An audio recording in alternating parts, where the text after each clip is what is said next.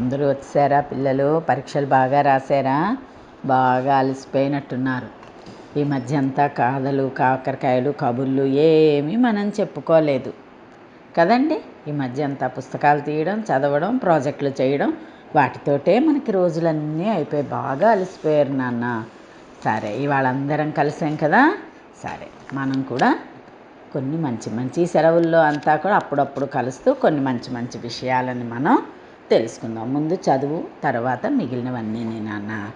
అయితే ముందుగా మనం దేవుణ్ణి ఒక్కసారి గజాననుని ప్రార్థన చేసుకుందాం. ఓకే. అగజానన పద్మార్కం గజానన మహర్నిశం అనేకదంతం భక్తానాం ఏకదంతముపాస్మహే. శారదా శారదాంభోజవదనాం వదనాంభుజే సర్వదా సర్వదాస్మాకం సన్నిధిం క్రియాత్. అందరికీ శుభోదయం అమ్మ. అందరూ చక్కగా వచ్చారు. ముందుగా మన ఈ సంస్థ యొక్క పెద్దలు, గురువులు దైవ సమానులైనటువంటి శ్రీ శ్రీ శ్రీ భారతీ తీర్థస్వామి వారికి, శ్రీ విధుశేఖర స్వామి వారి పాదపద్మములకు ప్రణామం చేస్తూ, మరి ఏదైనా ఒక కొత్త విషయాలేమీ కావు, అన్నీ మనకి రోజు చేస్తున్నవే, చూస్తున్నవే, కానీ మనం అవగాహనలోకి తెచ్చుకోవటం లేదు. ఈ మధ్య ఏదో ఒక పండగ అయిందండి, అందరం జాగరాలు, ఉపాసాలు అవి చేసుకున్నాం కదా మొన్న ఈ వారంలోనే. ఏం చెప్పండి అది? శివరాత్రి. అంతకుముందు మనం శివరాత్రి గురించి, ఎలా వచ్చింది శివరాత్రి, ఈశ్వరుడు విషం తాగడం గురించి తెలుసుకున్నాం కదా. అయితే శివరాత్రి నాడు అందరూ ఏం చేస్తున్నాం? మనందరం ఎక్కడికి వెళ్తాం శివరాత్రికి? వెరీ గుడ్, దేవాలయానికి వెళ్తాం. దేవాలయాల్లో కానీ ఇంట్లో కానీ ఏం చేస్తాము? శివుడికి అభిషేకం చేస్తాం. అభిషేకం చేసిన తర్వాత తీసుకునేటువంటి దానిని మనం తీర్థము అని చెప్పి అంటారు. అయితే మనం గుడికి వెళ్తాం, ఇంట్లో వెళ్తాం, ఇంట్లో కూడా తీసుకుంటాం, ఇలా కుడి చేపడతాం, తీర్థం తీసేసుకుంటాం, తాగేసుకుంటాం, తలకి రాసుకొని వచ్చేస్తూ ఉంటాం ప్రసాదం తీసుకొని. అయితే ఈ తీర్థం యొక్క మహత్యము ఏమిటి, దాని గురించి మనమంతా కూడా తెలుసుకుందాం. ముఖ్యంగా ముందు ఏం చేస్తారు? అర్చకులందరూ కూడా తమ దేవాలయాలలోని లేదా ఇళ్లల్లోని ఉండేటువంటి విగ్రహాలకు కానీ సాలగ్రామాలకు కానీ అభిషేకం చేస్తారు. అభిషేకం చేసి ఎలా అభిషేకం చేస్తారు? మంత్ర సహితముగా అభిషేకం చేస్తారు. ఆ మంత్రాలు చదువుతూ ఉంటే అది ఎంతో పవిత్రమవుతుంది ఆ జలమంతా కూడా. ఈ మంత్రాలు చదువుతూ పవిత్రం చేసినటువంటి ఈ జలాన్ని ముందుగా అర్చకులు తీసుకొని, తర్వాత అక్కడ ఉండేటువంటి సన్యాసులు వాళ్ళందరికీ ఇచ్చి, తర్వాత భక్తులందరికీ కూడా పంచుతారన్నమాట. అయితే ఈ తీర్థం తీసుకోగానేనండి మనకి తెలియకుండానే ఏదో ఒక శక్తి మనలో వచ్చేస్తుంది. అయితే ఈ అభిషేక జలాన్ని కొంతమంది పంచామృతాలతో చేస్తారు. తులసి దళాలు, పచ్చకర్పూరము మొదలైన పరిమళ సుగంధ ద్రవ్యాలన్నిటినీ కూడా కలుపుకొని ఈ అభిషేకం అనేటువంటిది చేస్తారు. వీటన్నిటికీ కూడా ప్రత్యేకమైనటువంటి ఉపయోగాలు ఉన్నాయి. దానివల్ల ఈ తీర్థమంతా కూడా ఏంటవుతుంది? పవిత్రమవుతుంది. ఈ పవిత్రమైనటువంటి ఈ తీర్థము మనలోని ఆరోగ్యంతో పాటు మనలో ఒక రకమైనటువంటి ఆధ్యాత్మిక భావన అనేటువంటిది కూడా చాలా పెరుగుతుంది. ఆధ్యాత్మిక దారి మనకి తెలుస్తుంది. మనం తీర్థం తీసుకుంటున్నప్పుడు కూడా ఆధ్యాత్మిక భావంతో తీసుకోవాలి. అయితే మనం గుడికి వెళ్ళిన తర్వాత ఎన్నిసార్లు ఇస్తారు మనకి తీర్థము? 3 సార్లు ఇస్తారు. 3 సార్లు ఇచ్చినప్పుడు కూడా మన అర్చకులు మంత్రం చదువుతారు. అకాల మృత్యుహరణం సర్వవ్యాధి నివారణం సమస్త పాపక్షయకరం శ్రీ పరమేశ్వర పాదోదకం పావనం శుభం అని ఇస్తారు. మొదటిసారి ఇచ్చినప్పుడు మనకి కూడా తెలిస్తే మనం కూడా అది చదువుకుంటూ ఉండొచ్చు. అకాల మృత్యుహరణం మొదటి ఉద్ధరణతో వేసినటువంటి దానికి మనకి ఎలాంటి అకాల మృత్యువు మనకి రాకూడదు, మనకి దానితో సమానమైనటువంటి బాధలు కూడా మనకి ఏవీ రాకూడదు అనేటువంటి ఉద్దేశంతో మొదటి ఉద్ధరణిస్తారు. రెండవసారి తీసుకుంటూ మనం ఏం చేస్తాము, సర్వవ్యాధి నివారణం, అన్ని వ్యాధులు కూడా మనకి నివారణ జరగాలి అంటాం. అయితే మొదటి ఉద్ధరణకి మనకేంటొస్తుంది, శారీరక మానసిక అభివృద్ధి, శుద్ధి అభివృద్ధి రెండూ కూడా జరుగుతుంది. రెండవ ఉద్ధరణ తీసుకుంటూ ఉంటే మనలో ఏంటవుతుంది, న్యాయమైన ధర్మమైన ప్రవర్తనలు చక్కగా దిద్దుకుంటాయి. అంటే శారీరకముగా మానసికముగా ఉండేటువంటి వ్యాధులు అన్నీ కూడా నివారణ చేయబడిపోతాయి. మూడవసారి తీసుకుంటున్నప్పుడు ఎలా తీసుకుంటాము, ఆ పరమేశ్వరుని పరమ పదము చేరడానికి సమస్త పాప క్షయకరం, అన్ని పాపాలు కూడా క్షయము నాశనం అయిపోవాలి. మనకి పాపాలన్నీ పోతే మనకి మిగిలేదేమిటి, పుణ్యము. దాని ద్వారా మనం ఎక్కడికి వెళ్తాము, పరమేశ్వరుని యొక్క పరమపదము చేరుకుంటాము అనేటువంటి విషయాలంతటినీ కూడా మనకి పురాణాలలో చెప్పారు. పురాణాల్లో ఇంకేం చెప్పారండి, తీర్థము అంటే తరింపచేసేది అని కూడా చెప్పారు. 3 సార్లు తీర్థము తీసుకుంటే భోజనంతో చేసినంత శక్తి మనకి వస్తుందిట.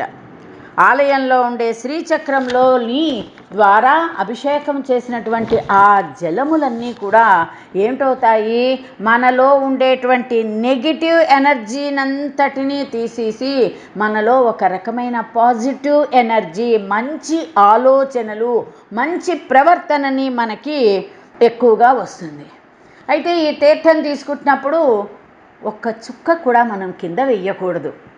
ఎడం చేతి మీద కుడి చెయ్యని పెట్టి, ఆ కుడి చెయ్యని కూడా ఎలాగ చేయాలి, ఆ చూపుడు వేలుని మణిచి ఆ కణత మీద బొటకన వేలుతో బాగా నొక్కితే ఒక ఆకారం ఏర్పడుతుంది. దానిని ఏ ఆకారం అంటామో, గోముఖ ముద్ర అని చెప్పి అంటాం. ఈ గోముఖ ముద్ర వేసి మనము ఒక చుక్క తీర్థం కూడా కింద పడకుండా జాగ్రత్తగా తీసుకోవాలి. ఈ తీర్థము సామాన్యమైనటువంటి తీర్థము కాదండి. దేవుని విగ్రహాలకి మంత్రారాధనతో అభిషేకం చేసే సమయంలో వేసినటువంటి కుంకుమ పువ్వు, తులసి మిశ్రమము, పచ్చకర్పూరము, లవంగాలు ఇవన్నీ సుగంధ ద్రవ్యాలతో కలిపినటువంటిది. ఇటువంటి ఈ సుగంధ ద్రవ్యాలతో కలిపినటువంటి ఈ జలం అండి విగ్రహాల మీదకి వేయడం వల్ల విగ్రహాలలో అయస్కాంత వికిరణతో పాటు ఎంతో నీటిని కూడా మంచి ఛార్జ్ చేసేటువంటి ఔషధ విలువలన్నీ కూడా ఇందులో బాగా పెరుగుతాయి. అసలే ఔషధ విలువలు ఉండేటువంటివి సుగంధ ద్రవ్యములు.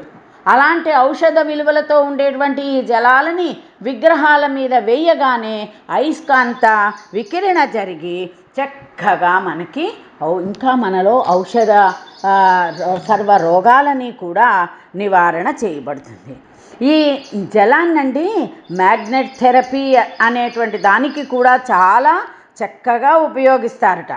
లవంగాల్లో ఉండేటువంటి సారం అంతా కూడానండి మనలోని దంతక్షయము ఏదైనా జరుగుతూ ఉంటే కూడా ఆ దంతక్షయానికి రక్షిస్తుంది. కుంకుమ పువ్వు, తులసాకులు ఇవన్నీ కూడా వేసుకునేటువంటి జలంగా మనం తీసుకుంటూ ఉంటే మనలో ఉండేటువంటి దగ్గు ఇవన్నీ కూడా జలుబు, దగ్గు ఇవేవి రాకుండా రక్షిస్తాయి. ముఖ్యంగానండి క్యాన్సర్ వ్యాధి కూడా నివారణ అవుతుందిట. రక్తపోటు నియంత్రణ జరుగుతుంది. శ్వాసకోశ వ్యాధులు ఏవైనా ఉంటే అవి కూడా నివారింపబడతాయి. ఏలకలు, పచ్చకర్పూరము వీటితో వేసినటువంటి ఇవి కూడా వాడతాం కనుక ఇవి చాలా వరకు మౌత్ ఫ్రెషనర్గా ఉపయోగపడుతూ ఉంటాయి. ఈ తీర్థం అండి మనలో ఉండేటువంటి రక్తాన్ని శుద్ధి చేసి చక్కటి అంటే మనలో ఆ రక్తము శుద్ధి జరిగి మొత్తం అంతా మలిన రక్తం అంతా కూడా శుద్ధమైనటువంటి రక్తం కింద మారిపోతుంది. ఈ తీర్థానికి ఎక్కువగా సాత్వికతని గ్రహింపచేస్తారు. ఈ తీర్థము మనలోని చైతన్యము మరియు దైవిక శక్తి అధిక నిష్పత్తిలో మనలోకి వస్తూ ఉంటుంది. ఈ తీర్థం సేవించాక మన రక్తంలో ఉండేటువంటి చైతన్య కణాలు వ్యాపించి తత్ఫలితంగా శరీరం ఏంటవుతుంది, పునరుజ్జీవితం అవుతుంది. చాలా చైతన్యవంతమై ఉత్సాహం వస్తుంది. దేవతల యొక్క సగుణ నిర్గుణ సూత్రం తీర్థంలోకి వస్తుంది. దాని వలన అంతర్గత శుద్ధి కూడా చక్కగా జరుగుతుంది. అయితే ఈ తీర్థం స్వీకరించినప్పుడండి ఎటువంటి శబ్దము రాకూడదు, నీరు కింద పడకూడదు, నాలికకి తీర్థము అంటకూడదు. పెనిమల నుంచే మీదకి లోపలికి తీసుకోవాలి, నాలిక నుంచి తీసుకోకూడదు. అయితే ఈ తీర్థాలు కూడా మనము తీర్థం తీసుకున్నాక మనం ఏం చేస్తాము, వెంటనే తీసుకోక ముందే మనం కళ్ళకు అద్దుకొని తీర్థాన్ని తీసుకోవాలి. తీసుకున్న తర్వాత ఆ ఎంగిలి చెయ్యి అయినట్టుగా అవుతుంది. దానిని ఈ తలకి రాసుకోవడము ఇవి చేస్తే అక్కడ ఉండేటువంటి సహస్రార రంధ్రము, బ్రహ్మరంధ్రము, ఇవి సహస్ర చక్రము ఇవన్నీ కూడా మనకేంటి అపవిత్రం అవుతాయి అని కొందరు అంటారు. కొందరు ఏం చెప్తారంటే తీర్థము కళ్ళకద్దుకొని తీసుకున్న తర్వాత ఆ చెయ్యి తల మీద పెట్టుకోవడము, గొంతుక దగ్గర కళ్ళకి వీటికి పెట్టుకుంటే అవి కూడా యాక్టివేట్ అయి ఉత్తేజితం అవుతాయి అనేటువంటివి కూడా మనకి చెప్తూ ఉంటారనమాట. అయితే ఒక్కొక్క ప్రదేశంలో ఒక్కొక్క రకమైనటువంటి తీర్థం ఇస్తారు. ఆ తీర్థానికి కూడా ఒక్కొక్క రకమైనటువంటి విలువ ఉంటుంది. జలతీర్థం తీసుకుంటే అకాల మరణ నివారణ, ధర్మబుద్ధి, కష్ట నివారణ కూడా జరుగుతుందన్నాడు. కొన్ని చోట్ల కషాయ తీర్థం ఇస్తారు. కొల్హాపూరు, జ్వాలాముఖి, కామాఖ్యాదేవి ఇక్కడ ఆ తీర్థాన్ని సేవించితే ఏంటండి మనలో ఉండేటువంటి తెలియని రోగాలు ఏవైనా మనలో ఉంటే అగుప్త రోగాలు అంటారు, అవన్నీ కూడా నివారణ చేయబడతాయి.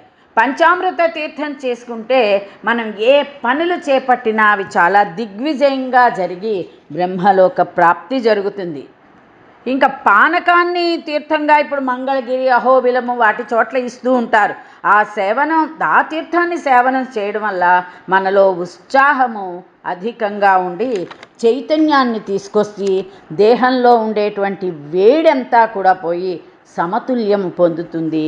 రక్తపోటు నివారణ, తల తిరగడము, నోరెండిపోయినట్లుండడము, ఎముకలకు సంబంధించిన వ్యాధులు అన్నీ కూడా, తర్వాత మధుమేహం కూడా అదుపులోకి వచ్చి మన బుద్ధి చాలా చురుగ్గా ఉంటుంది.